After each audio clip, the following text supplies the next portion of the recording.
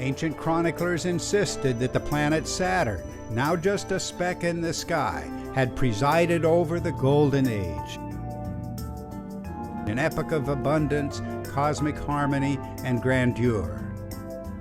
The archaic name of Italy was Saturnia, and tradition held that this very name was given to the original site of Rome. Here is a scale model of the solar system using different foodstuffs to represent the different planets.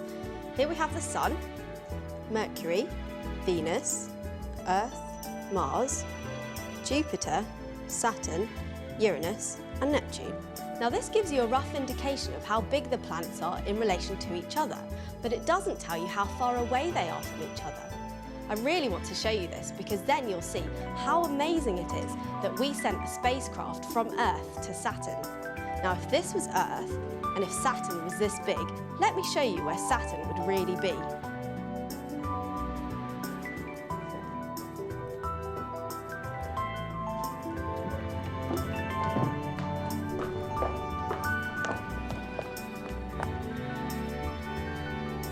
I've just passed Mars.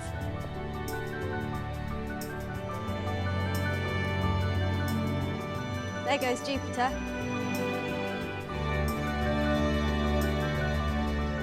It would be here. That's 550 metres on the scale of this line, or in reality, 1.3 billion kilometres. Ancient traditions identified the Ugaritic and Hebrew El as Saturn. And it was said that the Israelites once saw themselves as Saturn's children. In the same way, the Greeks invoked Kronos as their first father. And the Romans insisted that they were the true descendants of Saturn, arriving in Italy through the adventures of the legendary ancestor Aeneas.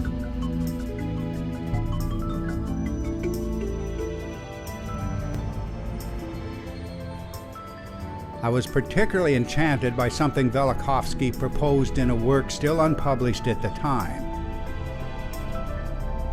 He claimed that, in the earliest remembered epoch, the planet Saturn dominated the sky, close to the Earth, presiding over the mythic Golden Age.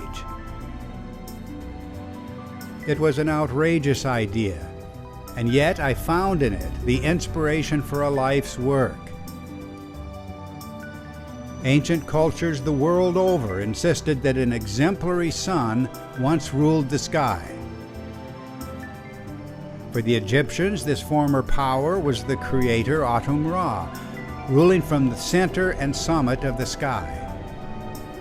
In ancient Mesopotamia, we see the primeval sun as a great turning wheel in the heavens, and the astronomers named this body as the planet Saturn. It was from the Romans that we received the planet's name, Saturn. But an archaic Latin name for Saturn was Sol, the sun. In earlier Greek texts, the planet Saturn, called Kronos, was also named Helios, the sun.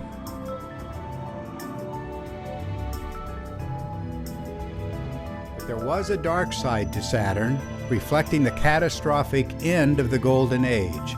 This was when, in the words of Manilius, Saturn, the first father, fell to the opposite end of the world axis. This sudden onset of chaos, when heaven itself seemed to fall out of control, has haunted civilizations across the millennia, erupting as doomsday anxiety, the fear that what happened once will happen again.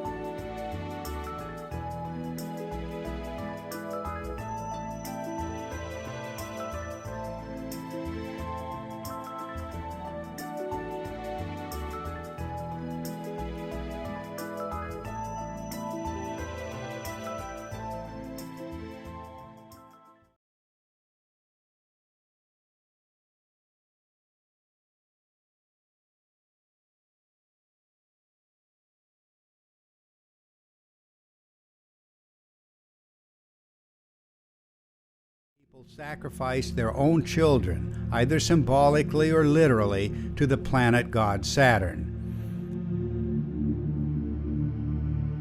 Saturn was remembered as the devourer of his own children, and as Moloch, demanding sacrifice, and as El, or the Elohim, commanding Abraham to sacrifice his own son, Isaac.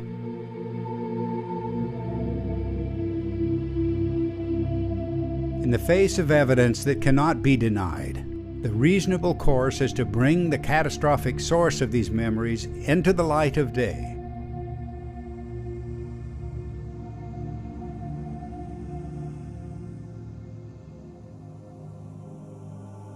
We embark on a journey that will bring us 1 billion times closer to Titan's surface.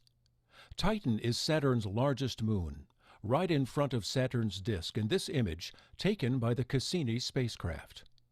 Saturn's atmosphere shows a banded structure and a number of storms. We view the edge of Saturn's gigantic ring system.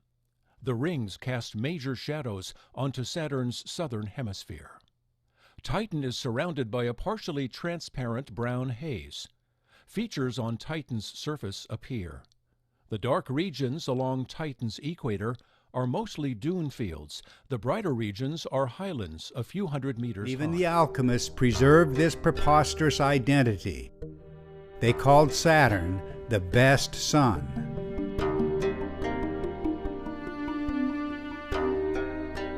Best sun, superior sun, exemplary sun. The core idea always pointed directly to the axis of the sky, the celestial pole around which the heavens visually turn. As improbable as it may seem, this is where the Egyptians located their primeval sun god, Atum.